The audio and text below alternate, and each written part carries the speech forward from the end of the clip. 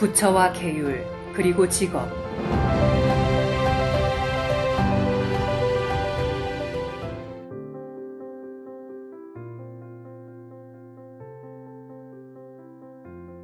시골에서 축산 농장을 경영하고 있습니다.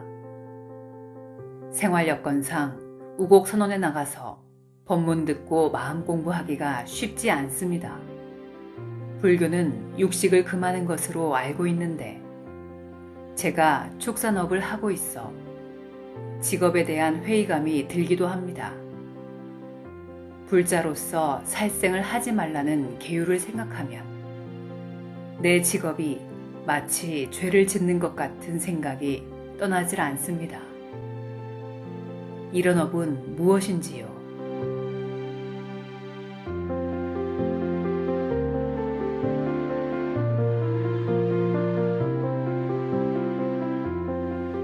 열린 눈으로 보면 처처가 불상이고 삶의 현장 모두가 도량이기에 부처 공부가 따로 있는 것이 아닙니다. 마음 밖에 부처 없듯 현실과 이격되지 않는 그 마음이 바로 불이며 진실상입니다. 건전한 생업을 특정 종교 교리에 대입하는 것은 모순이며 특히 출가자의 계율과 결부시키는 것은 자가당착입니다. 낚시같이 취미로 살생을 즐기는 어리석은 행동이 아니라면 하루 수천의 가축을 도살하여도 생업에 의한 정당한 행위는 결코 죄업이 될 수 없습니다. 불교는 시대에 뒤떨어지는 반토막짜리나 무소유심을 잘못 이해하는 가난뱅이 양성소가 아닙니다. 축산업으로 인류에게 고품위 먹거리를 제공하는 것은 자리이타의 보살행이며 육식을 하지 말라는 출가자의 계율과는 아무런 상관이 없습니다. 오늘날 비구의 250계율은 석가부처님 열반 이후 방만한 출가자들을 위한 수행 지침서가 집대성된 것입니다. 불제자가 육식과 오신채를 멀리하는 것은 자유지만 부처님 가르침에 소욕지족 하라는 말씀은 있어도 뭘 먹지 말라는 법이 따로 없습니다. 검소하고 정당한 의식주로 올바른 가치관을 확립하는 것이 정법 수행이고 제불의 뜻입니다. 대자유인으로 생사를 희롱하는 해탈의 법은 천지에 가득하지만 놓고 비우고 버린 마음그릇이 아니면 결코 받아지니지 못합니다.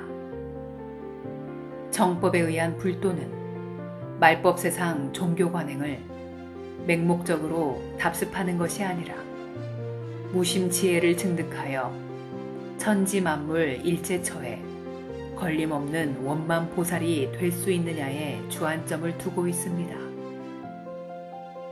탐착 중생은 섭취하는 음식에 따라 몸과 정신이 영향을 받을 수 있기 때문에 출가자들에게 고기와 오신채를 금하는 계율이 있는 것입니다. 소중한 음식도 누가 먹느냐에 따라 약이 되기도 하고 독이 되기도 합니다. 영롱한 새벽이슬도 젖소가 먹으면 우유를 생산하지만 독사가 먹으면 맹독이 되는 이치입니다. 산중에서 놀고 먹는 주제도 과한데 뱃속에 기름이 가득 들어차면 선정은커녕 삿된 기운만 뻗치기 때문에 계율을 만들어 엄히 지킬 것을 요구하는 겁니다. 석가부처님의 생사해탈법은 오늘날의 불교라는 종교와 출가자들의 계율이 만들어지기 이전입니다. 계율을 부처 공부로 삼는 것은 영악한 말세중생의 성정이 삿되고 혼탁하여 무상도리를 깨닫지 못하기 때문이며 정법이 소멸된 반증입니다. 계율을 법으로 삼는 시대가 말법세상이고 바로 지금입니다. 참 인간다워야 부처가 될 수 있는 것은 불문가지이기에 훈육적인 계율로 날뛰는 중생심을 조복받게 하는 것이 바로 지계입니다. 석가부처님은 성도 후 줄곧 거리의 탁발로 연명하셨다고 합니다. 석가세존께서 저작거리에서 탁발할 때 음식을 제공하는 시주에게 고기와 오신채는 빼라고 분별하지 않았을 것임이 자명한 것은 6년 설산 고행 후 수자타의 우유죽으로 기력을 회복한 일상일 때 보리수 아래서 성도한 이야기가 대변합니다. 시주 은혜로 연명하는 출가자가 석가부처님을 앞세워 편히 앉아 얻어먹는 것도 민망할 처지에 자신들의 생활지침서인 계율로 세상을 기망하면 득도는커녕 뿔난 망아지도 못됩니다. 특히 이런 문의를 흠모하고 말과 글에 묶인 부처 공부는 삼생을 닦아도 남의 것을 흉내내는 원숭이를 면할 수 없습니다. 법주사 대웅전 계단의 돌원숭이와 강화 전등사 법당 지붕을 떠받치는 원숭이가 지금의 나와 어떻게 다른가를 잘 성찰하면 해법이 보일 겁니다. 이 세상에 인간몸 받은 것은 자비공덕을 쌓고 반야지혜로 수겁을 해소할 수 있는 절호의 기회를 부여받은 행운입니다. 자비헌신으로 공덕을 쌓지 못하면 인간으로 누리고 부린 삶이 통째로 업장이기에 탐착을 극기한 순수성 회복을 위한 가르침이 바로 불도입니다.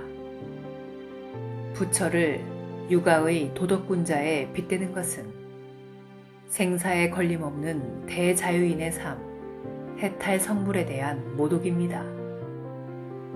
부처는 계를 지니지도 않고 지킬 계율도 없습니다. 단생에 채와 용을 겸비하는 해탈 성불은 천복을 타고나야 합니다. 먼저 깨닫고 중생 훈습을 끊는 경우와 계율 수행으로 고행을 전제로 하느냐의 차이는 극명합니다. 정법에 의한 참선 수행이 천세를 이어갈 공덕인 것은 자기 중생을 극기한 힘은 염라대왕도 어쩌지 못하기 때문입니다. 시절 인연이 다 도노를 하였어도 평상심이 도임을 체득하기까지는 처절한 경계로 전생 훈습을 낱낱이 끊어내는 인고를 수반합니다. 깨우침과 열반 해탈에 이르는 것은 세간의 지식과 밥힘이 아니라 전생 공력의 결과입니다. 중생 근성이 남아있는 반야지에도 성불도 없기에 살아서 상대 세계가 없는 저승길의 절대 고독을 미리 경험하는 것이 정도이고 불도입니다. 참 사람답지 않는 깨달음은 없듯 불교의 계율은 육신에 깃든 중생 습기를 조복받는 애달픈 방편입니다. 특히 출가자의 율장을 부처 공부의 왕도로 여겼기 때문에 축산업에 회의감을 가졌던 것입니다. 축산업은 생명을 번식시키고 관리하는 고등산업으로서 성품이 어질지 않으면 자본과 기술만으로는 도전할 수 없는 직업입니다. 부처와 아무 상관없는 절집 계율 같은 것은 내려놓고 축산업으로 국가 경제와 인류 사회 건강 증진에 일조하는 것이 중생 구제를 위한 보살의 실천 행위입니다.